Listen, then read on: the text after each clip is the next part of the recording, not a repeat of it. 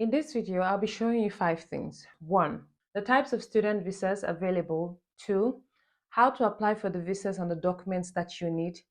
3. How to calculate the proof of fund that you require for your visa application. 4. The new rules and regulations that apply and which countries it applies to. Last but not the least, I'll be answering questions as to whether you can bring dependents when coming with a student visa. Hey everyone, today we're going to be diving into a very important and dicey topic, Poland student visas. This is actually a topic that I've stayed away from for the longest part because of how dicey it is. But hopefully we'll be able to sort of make sense out of it if you get my drift. So stick with me to the end of this video. Over the past decade, Poland has become a major hub for international students.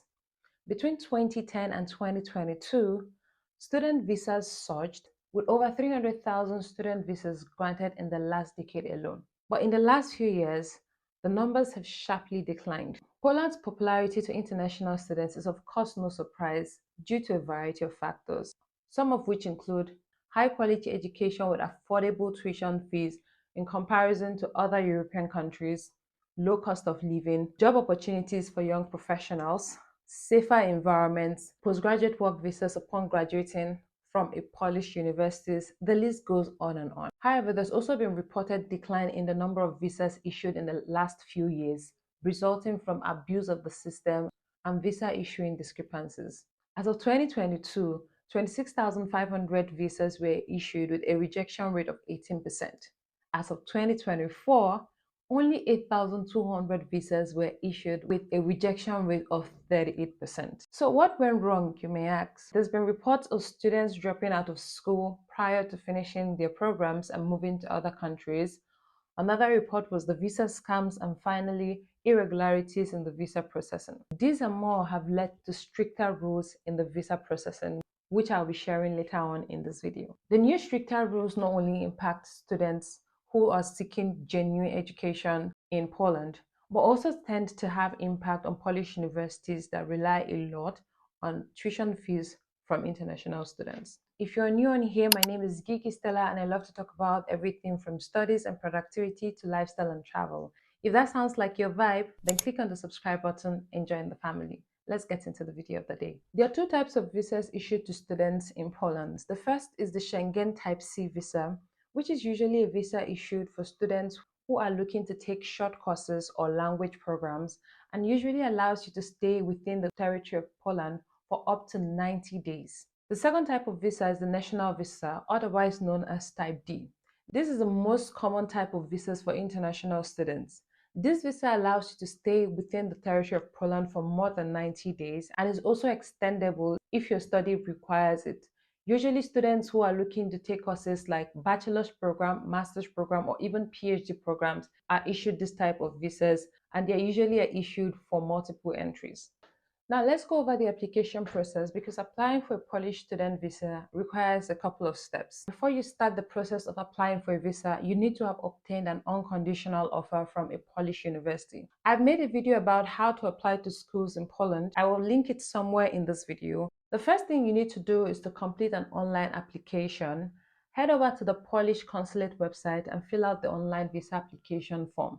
Once completed, print it out and sign it. The second thing to do is to gather the required documents.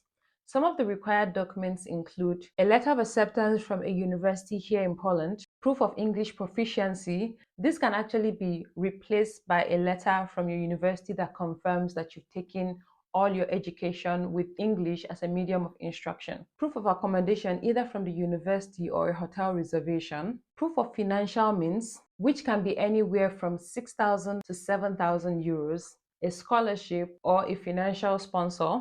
A valid passport for at least 3 months before the expiration of your visa and not older than 10 years. 2 recent sized passport photos. Statement of purpose. Travel medical insurance covering up to 30,000 euros. Proof of reservation of a return flight or plans to leave Poland after the end of your studies. Now, how do you calculate how much you need for your proof of funds? To calculate your proof of funds, there are 3 main things that are taken into consideration when calculating your proof of fund. The first is the cost of return to your home country. And for this, you need a minimum of 2,500 Polish zloty. The second thing that is taken into consideration is the monthly living expenses. And to calculate this, you need to multiply 701 Polish zloty by the number of months that you're going to stay in Poland. So for instance, if you're going to stay in Poland for 12 months, you need to calculate 701 multiplied by 12 months, and that will tell you the required amount you need to have for at least 1 year. The last thing that you need to take into consideration is the cost of accommodation. The average cost of accommodation in Poland, particularly in Warsaw, ranges from somewhere around 700 to 800 Polish zloty for student dormitories. So for instance, in our example, if we take the average of 600 and 700, it will be somewhere around 650 Polish zloty. To calculate accurately how much we'll require for 12 months, we'll multiply 650 zloty by 12 months, and that will give us how much we need for a period of 12 months. For a detailed video on the cost of accommodation here in Warsaw, you can check that video by clicking the link that I'm going to attach in this video. Based on the calculations that we've made on these three requirements, you'll be needing at least something around 18,712 Polish zloty minimum for proof of fund. It's always wiser to have this amount slightly higher than what it is, just to make sure that you're on the safer side and also to balance out with the inflation rate. You need to still make research based on the city where you're going to, because these cities differ from each city, and so accommodation costs will also differ from one city to another. Now remember the stricter measures I was talking about earlier in the video for student visas? Well, aside from the normal documents that I already mentioned, if you're planning on studying in Poland or want to work in a profession that requires a certification, you may need to go through a process called nostrification. I'm not sure if that's an English word, but what's nostrification? Nostrification is a process that requires that your foreign document from a foreign country is legalized by the Polish Ministry of Education here in Poland. Your high school certificates needs to be verified by the Polish government. But there's more. If you're already studying here in Poland and you wish to continue your education or even defend your thesis, you may actually need to go through this nostrification process as well. This process only applies to intending bachelor students or bachelor students already studying a course here in Poland. And this process can take up to 3 months. If you need information about nostrification, hit me up on Instagram and I'll be able to tell you a little bit more about how to go about the process. After you've completed all of this, you can now go ahead to submit your application in person and also provide your biometrics. Usually, the visa processing time should take approximately 4 weeks, but this could also differ depending on the country of the application. The next thing will be for you to attend a visa interview. You'll be asked a few questions, some of which include: why did you choose Poland as a place for your studies? Proof of financial resources, your plans after graduation, identify Poland on an empty European map, name some cities in Poland, what courses will you be taking in your program, where will you be staying, who is your sponsor, etc. Lastly, is it possible for you to bring dependents when coming to study in Poland? Well, to answer this question, I'm going to answer them in two ways. In theory, yes, it's possible for you to bring family or bring dependents with you when coming to Poland, but they must apply for their own visas. You need to provide additional documents like proof of relationship and proof of financial means to support them. In reality, it's not as easy as it seems. There could be a lot of bureaucracies that could result in long stretched application process, which could also result in denial of a dependent moving with you to Poland.